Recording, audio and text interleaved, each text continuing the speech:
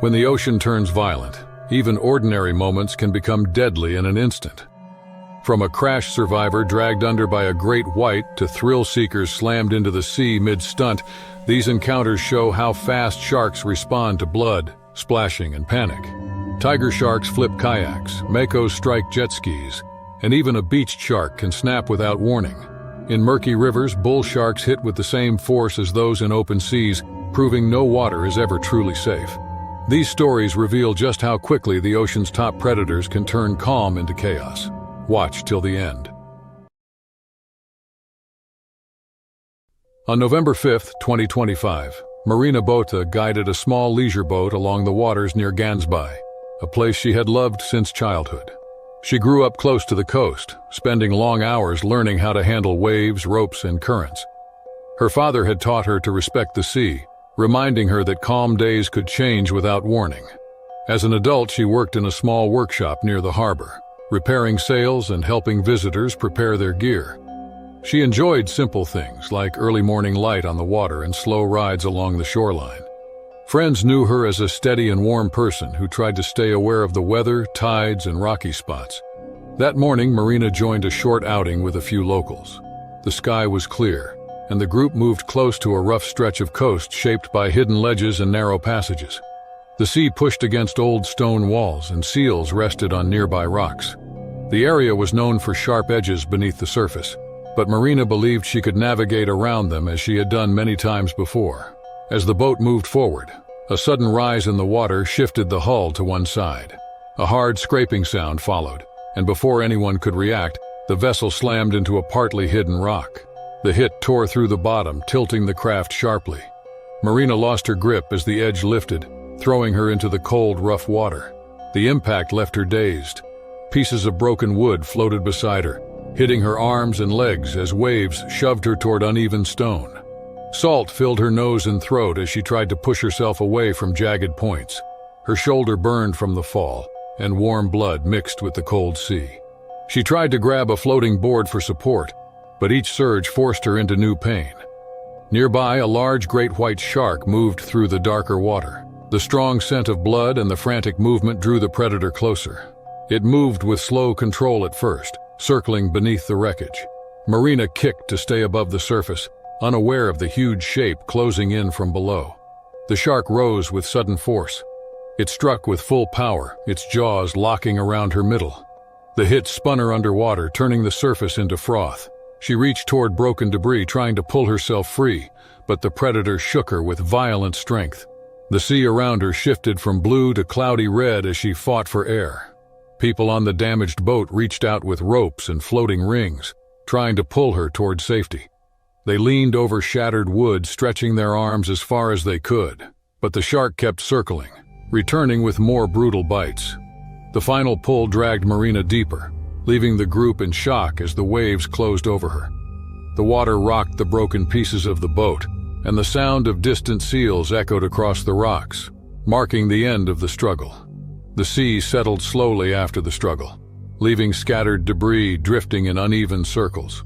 The people on the damaged vessel stood frozen, staring at the surface where Marina had vanished. The shock held them still for several long moments before they began pulling broken pieces together to keep the craft from sinking further. Their arms trembled as they worked, trying to remain steady while the tide pushed them closer to the rocky edge. One of the group waved desperately toward the distant shore, hoping someone might notice the wreck. Another tossed out the remaining flotation rings, even though they knew they could no longer help Marina. The water near the rocks shifted from dark red to pale streaks as the waves thinned the color. The sight left the group in a heavy silence, each person trying to understand what had just happened. A patrol vessel finally appeared, its lights cutting through the choppy water. Rescuers arrived quickly, guiding the shaken group away from the broken boat and onto a safer platform. They moved carefully, watching the water for any sign of the large predator that had attacked. Every splash made them tense, unsure if the animal would return. Once the group was aboard, the patrol team searched the area, finding only shattered wood and scattered gear. Marina's body was recovered later, carried in with the tide as the day grew quieter. The rescue team lifted her gently, knowing nothing more could be done. They transported her to the harbor where officials waited, already aware of the growing concern surrounding that stretch of coast. Word spread quickly among locals, drawing people from nearby shops and homes. Many stood together in silence, recognizing the danger that had taken someone they knew well. Authorities reviewed conditions in the area, noting increased movement of seals and unusual behavior from large predators that morning. Experts explained how a mix of blood, noise, and trapped movement could bring a powerful hunter close in moments. The coastline was marked with new warnings, reminding visitors that even calm days could turn deadly. A small memorial soon took shape near the path overlooking the rocks. People placed flowers, pieces of driftwood, and smooth stones, creating a quiet space where others could pause.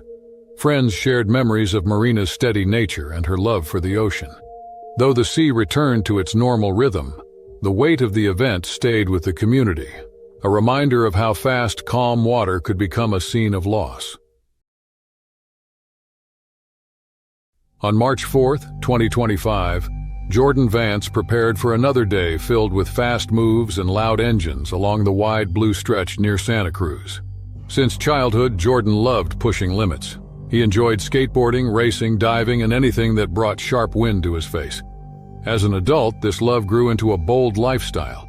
He shared videos of daring tricks online, earning a large group of followers who admired his extreme skills. People trusted him with daring actions because he practiced carefully and understood the strength of water and speed. His closest friends often joined him on the ocean, watching closely as he trained new moves and made careful plans before each stunt. Jordan had spent weeks working on a sharp and complicated backflip on his jet ski. He wanted the trick to look smooth on camera, and he chose this morning because the sky was clear and light wind rolled across the waves. His friends followed on small craft to help with filming and safety. Jordan checked every part of his jet ski, securing gear and steadying himself mentally before he started the engine. The water was cold, but he felt calm as he guided the machine into place, building enough space for a strong launch. As he picked up speed, the engine sent long ripples across the surface, and white foam followed every turn. These loud motions and quick splashes traveled deep into the water. Far below, a short-fin mako shark moved through the cold currents. This powerful predator was fast, curious, and easily drawn to sudden movement. The vibrations from Jordan's jet ski cut into the quiet underwater world, alerting the shark. It changed direction and swam upward with growing interest, following the path of the shaking water. Jordan increased speed and prepared to launch. His friends spread out for better angles. When he hit the perfect point, he leaned back and sent the jet ski upward, lifting it high above the water. But as he rose, the shark reached the surface in a violent burst. It rammed the side of the jet ski with strong force. The hit came without warning. The impact threw Jordan off balance, sending him flipping through the air and crashing into the freezing waves. Jordan sank for a moment before kicking upward, trying to reach the surface. As he broke through the water, the shark closed in again. It rushed toward him, brushing its teeth against his leg. The sharp contact tore through his wetsuit, scraping deep enough to cause burning pain. Jordan kicked hard and waved his arms, trying to stay above the waves as the predator circled in fast, tight paths. His friends shouted and tossed floating objects near the shark, hoping to pull its attention away. Waves rolled over Jordan's head, the cold water pressing against his chest as he struggled to breathe. The shark lunged again, grazing the back of his leg while turning sharply. Jordan thrashed with every bit of strength left, trying to create space. His friends steered closer, reaching out while the water foamed around him. Jordan reached upward as his friends pulled him closer, the water rising and falling around them. His arms felt heavy, and the cold pressed into his skin while the waves pushed him from side to side. The short-fin mako moved in a slow curve behind him, its shape cutting through the dark water with steady confidence. Every turn of the predator created new ripples that brushed against Jordan's legs, adding fear to his growing weakness. His friends leaned forward, gripping him tightly as they lifted him over the edge of their craft. The moment his body left the water, a strong rush of relief spread through the group. Jordan lay on the deck, soaked and trembling, with deep marks across his leg and long slices across his gear. Blood mixed with seawater as it dripped onto the floor, forming thin streams that ran toward the back of the boat. His leg throbbed with sharp pain from the fresh wound. The torn wetsuit hung in rough strips, showing swollen and bruised skin underneath. The shark continued circling the craft, brushing the surface as if still testing for another opening. The group moved away slowly, careful not to make sudden motions that could draw the predator back into a fast strike. Jordan held onto the side rails, breathing hard as the sting from his injury spread upward. His friends kept watch, scanning the water for any sign of the shark returning. When no more movement appeared, they pushed the engine forward and created distance from the dangerous zone. As they headed toward the coast, Jordan tried to stay awake while the cold air struck his face. His friends wrapped him in dry fabric and pressed firm padding around his wound to slow the bleeding. Each small bump in the waves caused him to wince, but he stayed focused on the shoreline growing larger in the distance. Soon the boat reached a safe dock where people rushed to help. Medical workers arrived quickly, guiding Jordan to a stretcher. They cleaned the wound, covered it, and checked his breathing. The injury was serious but treatable. He felt exhausted, but he remained aware of what had happened. In the days that followed, news of the incident spread across various online platforms. Viewers watched the footage with shock as they saw the sudden strike and fast rescue. Jordan shared a message later explaining how quickly danger can rise in areas filled with powerful predators. The event reminded many that even trained athletes face great risk when mixing extreme moves with natural waters where strong creatures roam. Jordan's recovery was slow, but he stayed determined. The encounter left a lasting mark on him, urging him to rethink how and where he performed his stunts. On March 4, 2023, the warm sunrise over the Yasawa Islands touched the quiet water with soft gold, creating a calm start to the day as 28-year-old adventure guide Michaela Torres prepared for a solo kayak trip. She had lived in Fiji for years and knew every curve of the remote coastline. Growing up near the sea had shaped her life, and she spent most days teaching visitors how to move safely through the islands. She enjoyed guiding groups, but she also loved early mornings alone on the water, when the world felt still and open. Michaela had trained hard for her work. She understood currents, tides, and reef shapes better than most people in the area. Her calm nature made her a trusted guide, and she often paddled long routes to check conditions before group trips. The remote channels near the reef were some of her favorite places, with clear blue water and bright coral that made the sea look peaceful and gentle.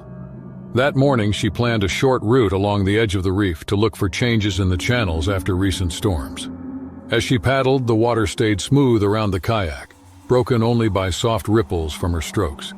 The coastline stretched in quiet curves, and small birds skimmed the surface searching for food. Everything seemed calm, but Michaela stayed alert. She knew that the sea changed quickly, especially after days when prey gathered near the shallows. Reports of fish moving in large numbers had reached local guides earlier that week, and she wanted to see whether the activity was still happening. While moving through a narrow channel, she sensed a shift in the water around her. Near the reef, a shadow slipped beneath the surface, slow and steady. It was long, thick, and unmistakable. A tiger shark, close to 12 feet, patrolled the shallows with smooth, strong motions. Michaela understood the behavior. Shallow hunting like this was unusual, but when prey came close to the reef, predators followed. The shark's path was calm at first, gliding parallel to her kayak as if measuring distance. She adjusted her paddle, steadying the small craft. The water below her darkened as the large body passed again, this time closer. The calm morning shifted into something tense and sharp. The shark rose slightly toward the light, drawn by movement near the surface. Its wide head turned, and its path curved in a slow arc toward her. The strike came without warning. The powerful predator lunged upward, clamping onto her leg with a force that jolted the entire kayak. The impact threw Michaela sideways, and the kayak flipped sharply, sending her into the water. Her shoulder hit the hull on the way down, pain shooting through her arm as she plunged into the turquoise sea. Before she could steady herself, the shark turned again. It bit down once more, spinning her in a rough, violent motion.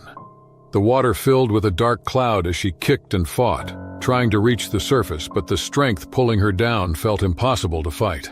The calm morning was gone, replaced by chaos as the predator continued its attack, leaving the scene hanging in raw fear. The sea around Michaela churned as the large predator held its grip, twisting her body in powerful circles beneath the surface. Each turn pushed more sand and broken coral into the water, mixing with the spreading darkness. Her arms thrashed as she tried to steady herself, but the force pulling her down was far stronger than anything she had ever faced in the open sea. The calm morning that once felt gentle now carried the weight of tragedy, the water shaking with every motion from the predator. As the spinning slowed, her limp form drifted upward for a brief moment before sinking again. The kayak floated upside down nearby, rocking slowly with the small waves, the paddle drifting several feet away. Far across the water, local guides on shore finally heard faint cries carried by the wind. They ran to the edge of the sand, searching the water for movement, but the distance made it hard to see what was happening in the narrow channel. When one of the guides spotted the overturned kayak, he grabbed a small boat and pushed off with desperate strokes. The others followed with whatever vessels they could reach in time. The short ride felt painfully long as the sea swallowed and released waves of red, marking the path toward the channel. By the time the first boat reached the area, the water had grown quiet again. The large predator had moved away, slipping back toward the deeper reef line. The rescuers scanned the surface and the shadows below, calling out, while searching around the floating craft. Moments later, they found Michaela beneath the water, and they pulled her onto the deck with careful hands. Her injuries told the full story. The powerful bites and deep loss of blood left no chance for recovery, and the calm expression on her face held a painful stillness. The rescuers carried her back to the shore, where the rest of the team waited in heavy silence. The bright morning light felt harsh now, and the once gentle coastline seemed distant and cold. News of the tragedy spread through the islands quickly. Many people in the community had known Michaela since she first arrived, and her kindness had touched countless visitors and locals. They built a small memorial near the launch point of her final trip, using stones, shells, and flowers gathered from the beach she loved. Authorities later explained that unusual prey movement in the shallows had drawn large predators closer to the surface, creating dangerous conditions that even skilled guides could not predict. The incident served as a heavy reminder of how quickly quiet waters could change, leaving behind a loss that echoed through the community and across the coastline she had cared for so deeply. On March 12, 2023, the warm sun rose over a wide Florida shoreline as Emily Hartman walked along the sand with her small backpack and camera. She was 29 and loved early beach mornings, finding them peaceful and bright. She worked at a local art shop where she made simple prints and painted sea scenes for tourists. On her days off, she liked to take photos of shells, birds, and soft waves, filling her albums with calm memories. She had grown up not far from this beach and felt at ease near the water. She never imagined danger here, not on such a sunny day with clear blue skies. Emily stepped through the soft sand, stopping often to take pictures of gulls diving for fish in the shallow surf. Families set up chairs behind her, children ran near the edge of the water, and the gentle wind pushed thin clouds overhead. Everything felt normal and quiet. As she moved farther down the beach, she spotted something large and dark near the breaking waves. At first, she thought it was a drifted log or a long rock washed in by the tide. But the shape was smooth and wide, and its pale underside glowed beneath the rolling water. When she walked closer, she realized it was a great white shark lying at the edge of the surf. Its body stretched almost 10 feet, still and heavy on the wet sand. The sight shocked her, but the creature did not move. Its mouth hung slightly open, showing rows of strong teeth that looked dull from the sand. People nearby stared from a distance, unsure what to think. Emily felt curious rather than afraid, believing the creature must be dead or too weak to respond. The waves pushed and pulled against its rough skin, rocking it slightly. Emily stepped carefully into the shallow water as the cool foam ran over her ankles. She lifted her camera and took a few photos. The huge body looked lifeless as the water slid around it. Wanting a closer picture, she reached out toward its tall fin, thinking it would be harmless to touch something so still. She leaned in slowly, placing her hand near the smooth edge as the moving water brushed her legs. The moment her fingers touched the cold fin, the giant creature twitched. A sudden jolt ran through its body, and the sand beneath it shifted. Emily froze as the shark's massive form jerked again, showing it was not dead at all. Its eye rolled upward, dark and alert, catching the light for an instant. Before she could pull her hand away, the strong jaws snapped forward with violent force. The shark clamped onto her hand with crushing power, its teeth tearing through skin and muscle in one swift motion. The pain shot through her arm like fire as she fell back into the shallow surf, water splashing around her.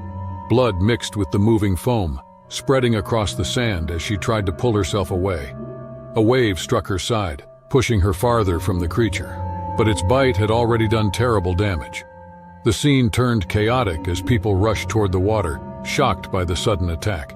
People hurried down the shore as the scene grew frantic, splashes rising around their legs while they tried to reach her. Emily struggled to stay upright, her injured arm weak and trembling as the water tugged at her.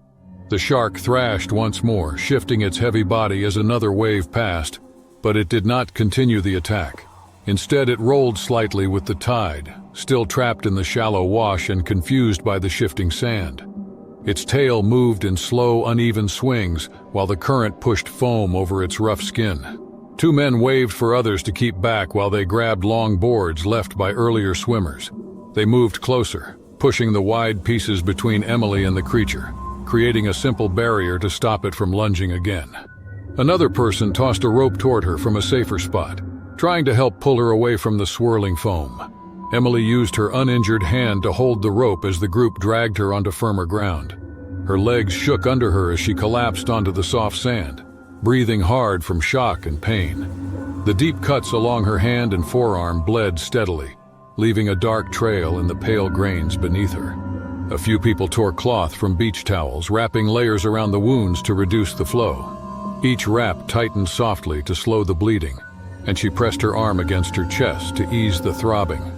A lifeguard from a nearby tower ran toward the crowd with a first aid kit, kneeling beside her and working quickly while the waves continued to roll around the stranded creature.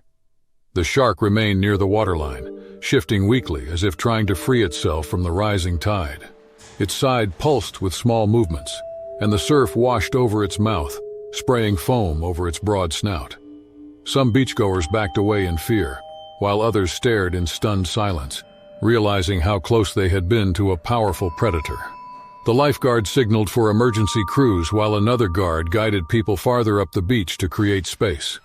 Soon sirens echoed from the parking area, and medical workers hurried to the scene with supplies and stretchers. They examined the deep damage along Emily's fingers and wrist, noting the severe tearing and swelling.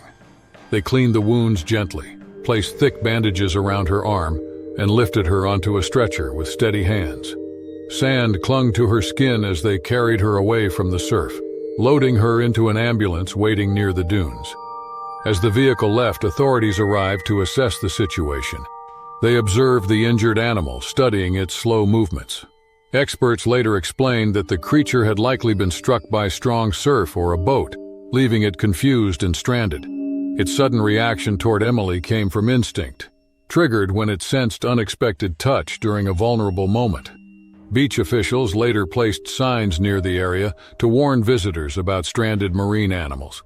Emily remained in the hospital for days as doctors repaired torn tissue and treated fractures in her fingers. Her hand would never fully return to how it once was, and the scars remained wide across her skin. The event spread through the community, reminding everyone that even a still creature at the shoreline could react with overwhelming strength. Her peaceful morning had changed into a long recovery filled with rest, therapy, and new caution whenever she approached the sea. On April 9, 2020, deep inside the warm and humid Amazon region, researcher Lucas Andrade prepared for another long day of fieldwork. He was 28 and had grown up near the edge of forest towns, always curious about wildlife and how water shaped every part of life in the region. As a child, he spent hours near rivers watching fish move in the muddy flow, dreaming of learning more about the creatures hidden beneath the surface. Over time, this interest turned into a career. Lucas worked with a small team studying how rising water levels changed the movement of river animals. His teammates trusted him, knowing he was calm, careful, and dedicated.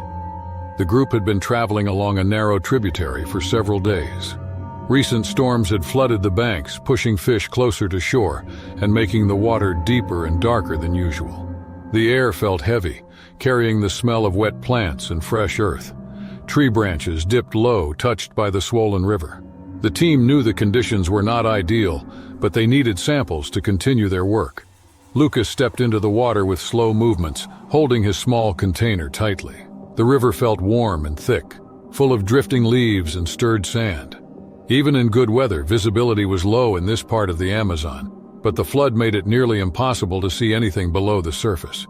He moved carefully, feeling the soft mud under his boots while his teammates watched from the bank with poles ready in case he needed support. The flooded area was alive with activity. Small fish darted around his legs, drawn to the movement. The fast flow carried bits of wood and plant matter, making each step slightly harder. Lucas stayed focused on his task, reaching for samples at the water's edge. None of them knew that the unusual conditions had pushed several bull sharks into the tributary. These powerful predators could travel far inland during floods, following prey and using the muddy water as cover. One shark had already moved silently near the bank, reacting to splashing and shifting shadows. As Lucas shifted his weight to scoop another sample, the river around him shuddered with sudden force. A heavy shape rushed upward through the dark swirl, moving with speed and strength hidden by the thick water. Before he could react, a powerful body pushed against him, and jaws clamped around his thigh. The shock was instant and overwhelming. The predator yanked him downward, pulling him into the churning sediment. Lucas kicked hard, but the grip tightened as he was dragged deeper. His teammates shouted as the water exploded in waves around him. They rushed forward with their poles, reaching blindly into the clouded river where Lucas had vanished under the surface.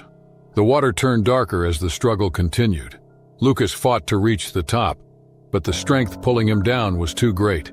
His teammates plunged their poles repeatedly, trying to distract the predator and push it away, but they could not see its shape through the swirling mud. The attack had begun with no warning, and the team could only brace themselves for what came next.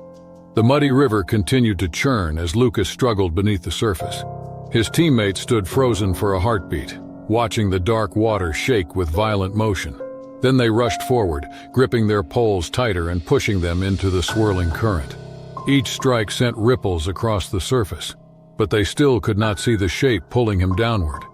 The murky flow hid everything, making the river feel like a closed world where sight had no meaning. The current carried clumps of loosened earth and torn plants around them, brushing against their legs as they tried to keep their balance. They stepped deeper into the water, stretching their arms farther, trying to find even the faintest sign of Lucas. The sediment cloud grew thicker with every second, turning the water into a heavy brown blur. The sharp pull of the predator created strong movements that swayed the plants near the bank and shook the loose branches drifting nearby. A sudden surge pushed Lucas upward for an instant, his arm breaking the surface before being dragged back down. His teammates grabbed at the water, hoping to catch him, but the force pulling him under was too strong. They swung their poles again, hitting whatever they could reach, their movements wide and frantic. The river responded with more splashing, the water rising and falling in choppy bursts. After several long moments, the thrashing eased. A faint mix of red drifted outward, spreading through the murk. One teammate stepped farther in, feeling with his pole until he touched something soft. Together they pulled, leaning back with all their strength until Lucas finally emerged. His body was limp, marked by deep damage along his thigh where the shark had struck with full force. They carried him to the riverbank, laying him on the wet soil. The floodwater glistened on his clothes, mixing with darker streaks as the group worked quickly to stop the bleeding. They pressed cloth and hands against the wound, trying to slow the steady flow. The air felt still around them, broken only by the distant sound of rushing water. The sky, heavy with gray clouds, seemed to hang low over the forest. A teammate ran for their medical kit while others tried to keep Lucas awake, though his breathing weakened with each passing moment. The injuries were severe, and the river's pull had taken a great toll on his body. They used bandages, pressure wraps, and anything they had, but the depth and size of the wound made their efforts fall short. The minutes dragged on, each one filled with quiet tension and rising fear. When the final moments came, they happened softly. His chest stopped rising, his skin turning pale as the team remained beside him, unable to do more. They sat in silence, surrounded by the sounds of dripping water and distant calls from the forest. The flooded river that had once brought life to their research now held only sorrow. Later, authorities examined the site and confirmed that unusual water levels, strong currents, stirred prey, and poor visibility had created a rare but dangerous mix. The research team, shaken and devastated, returned to their base with heavy steps, carrying not only their equipment, but also the weight of what had happened. New rules were created afterward, urging teams to avoid flooded areas, use stricter distance limits, and never enter cloudy water without full visibility. The protocols served as a reminder of how quickly the calm surface of a river could turn into a place of hidden threat, where one tragic moment changed everything for those who once trusted its flow. On March 8, 2025, marine photographer Sophie Engel prepared for another day in the waters near Gansbai, a place known for large sharks and strong waves. She had grown up far from the ocean in a quiet inland town, but she loved the sea from the moment she first visited it as a teenager. Over the years, she became interested in sea animals, especially the powerful hunters that live deep below the surface. By her mid-20s, she worked full-time taking pictures of marine life, traveling often, and learning how to stay calm in fast and tense moments. Sophie usually stayed careful during dives, but she also loved getting close shots that showed the size and shape of huge sea animals. Her friends often said she pushed herself too far for the perfect picture, yet she felt confident in her skills. She had trained many times with cage dives and understood how to move safely around the bars. That morning, she joined a small group heading out to watch a very large great white known to appear in the area. The crew set up the cage and checked every bolt as the boat rocked gently on the water. The air smelled of salt and gulls circled above as everyone prepared their gear. When the crew lowered the cage, Sophie climbed in with her camera, ready to record any quick movements from the sea below. The water was clear enough to see shadows drifting at different depths. The others stayed calm, holding the sides of the cage while the boat crew tossed bait lines away from the bars. Sophie leaned forward, feeling the cold metal against her arms as she aimed her camera at the open water. A large shape soon moved from the dark, rising fast toward the surface.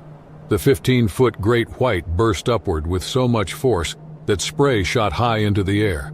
The sudden motion thrilled Sophie, and she shifted her weight forward, leaning out of the cage to take a close selfie with the breaching shape behind her. She balanced on the lower bar, pushing her arm out slightly to frame the picture. In that same moment, the shark turned sharply and rushed straight toward the cage. The speed of the movement shocked Sophie, and the impact shook the entire structure. The cage tipped to one side, throwing her off balance. Her forearm scraped hard across the bars as she tried to grip something, and a warm sting spread across her skin. Thin lines of blood drifted into the water, swirling outward in pale streams. The predator noticed the new scent and circled back with sudden interest. Sophie pulled herself inward, but the pain in her arm slowed her movements. The great white returned, striking the bars again. The metal shook, and the cage rocked dangerously as the other divers pressed their weight against the frame to keep it steady. The shark snapped at the bars, its large head visible through the water only inches from Sophie. She steadied herself the best she could while the cage continued to jerk and tilt. The water filled with bubbles, noise, and quick flashes of gray as the predator pushed and tested the metal. The moment stretched into a long, tense struggle as she tried to regain balance while staying inside the cage. The great white moved back and forth around the metal frame, brushing its strong body against the bars as if testing the limits of the structure.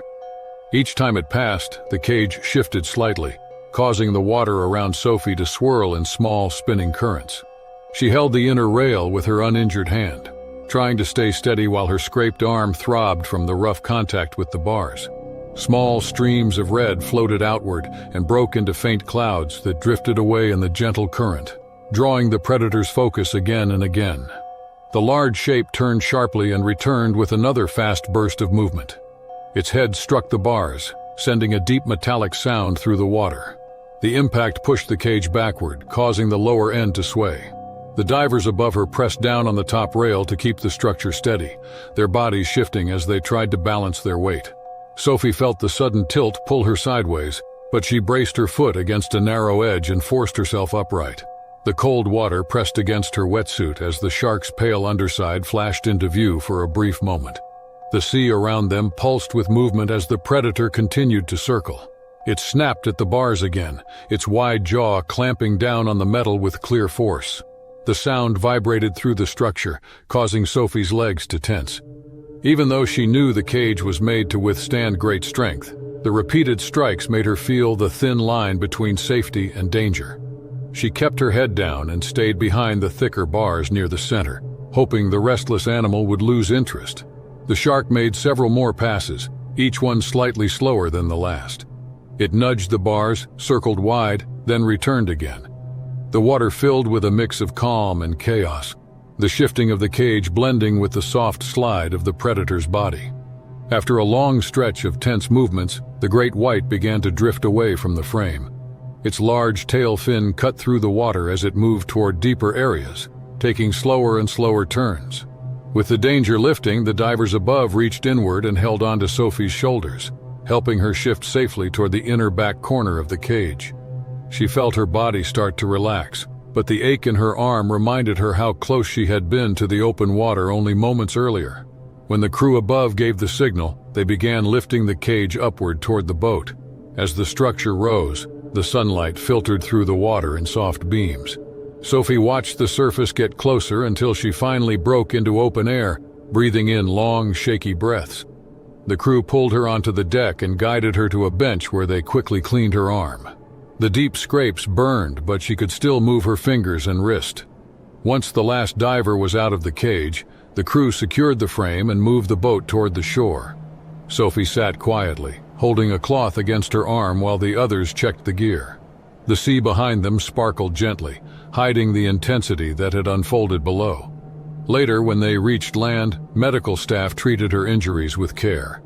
The cuts were deep but clean, and she needed bandages and rest. News of the event spread fast, reaching people far beyond the coast. In the days that followed, Sophie thought often about the moment the cage tipped and the large shape rushed toward her. She understood more clearly how even simple actions near a powerful predator could create sudden risk. She returned to her work with a new sense of caution, carrying the lesson forward into every future dive.